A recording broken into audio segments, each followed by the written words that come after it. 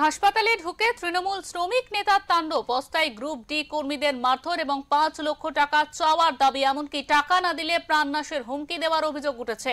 প্রতিবাদে তৃণমূল শ্রমিক নেতার নামে থানায় লিখিত অভিযোগ দায়ের করেছে হাসপাতাল কর্তৃপক্ষ। মালদা মেডিকেল কলেজ হাসপাতালের ঘটনা। জানা গিয়েছে, সোমবার গভীর রাতে ইংলিশ বাজার পৌরসভা তৃণমূল কাউন্সিলরের স্বামী তথা আইএনটিটিইউসির জেলা সহ সভাপতি জয়ন্ত বোস হাসপাতালে গ্রুপ ডি সুপারভাইজার অফিসে ঢুকে হুমকি দেন।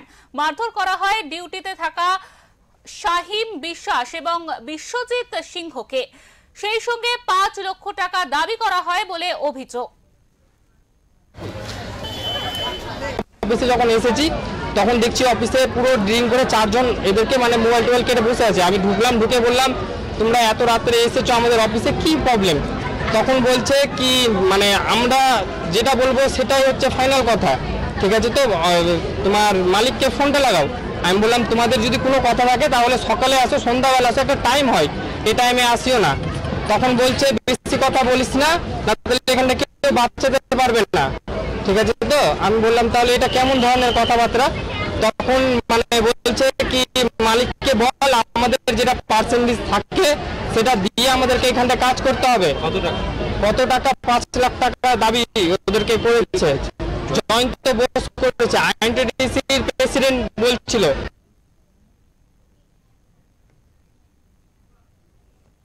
অভিযোগ, তৃণমূল শ্রমিক নেতা হাসপাতালে ঢুকে অস্থায়ী গ্রুপ ডি কর্মীদের মারধর করে, সেই কোম্পানির কাছে ৫ লক্ষ টাকা দাবি করে।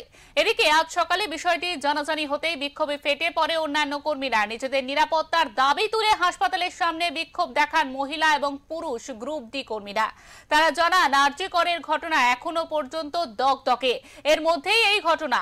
তারা ডিউটি করতে ভয় পাচ্ছেন। তাদের নিরাপত্তা কোথায় প্রশ্ন তুলে সোচ্চার হন। প্রতিবাদে সোচ্চার হয়েছে বিজেপি। তবে যদিও এই সমস্ত অভিযোগ ভিত্তিহীন বলে দাবি করেছে ওই তৃণমূল শ্রমিক নেতা।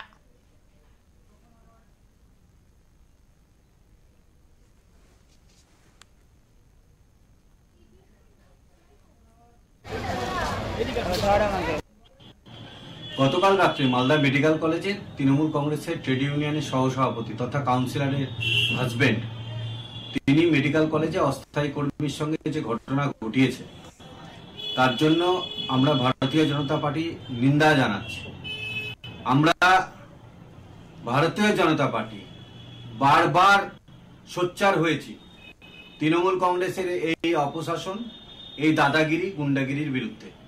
আমরা গতকাল তার আবার পুনরাবৃত্তি দেখলাম যে তৃণমূল কংগ্রেসের ট্রেড ইউনিয়নের সহসভাপতি তথা কাউন্সিলরের হাজবেন্ড অস্থায়ী কর্মীদের রাত্রে মেডিকেল কলেজে ঢুকে মারধর করে এবং তাদের কাছে ৫ লক্ষ টাকা দাবি করে যে না দিলে তাদেরকে কাজ করতে দেবে না।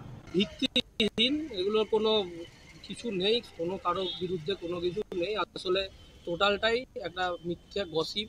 কেউ বা কারা কি জন্য করছে জানি না। তবে বেশ কিছুদিন ধরেই আমাদের মালদা মেডিকেল কলেজে অস্থায়ী ক্যাজুয়াল কর্মীদের নিয়ে একটা সমস্যা চলছে। বিভিন্ন বাইরের কোম্পানিরা আসছে, বিভিন্নভাবে নিয়োগ হচ্ছে।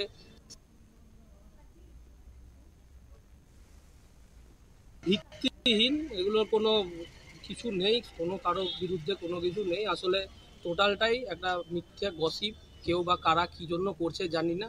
তবে বেশ কিছুদিন ধরেই আমাদের মালদা মেডিকেল কলেজে অস্থায়ী ক্যাজুয়াল কর্মীদের নিয়ে একটা সমস্যা চলছে। বিভিন্ন বাইরের কোম্পানিরা আসছে, বিভিন্নভাবে নিয়োগ হচ্ছে। সেইগুলো নিয়ে আমাদের কাছে লিখিত কমপ্লেন জমা পড়েছে।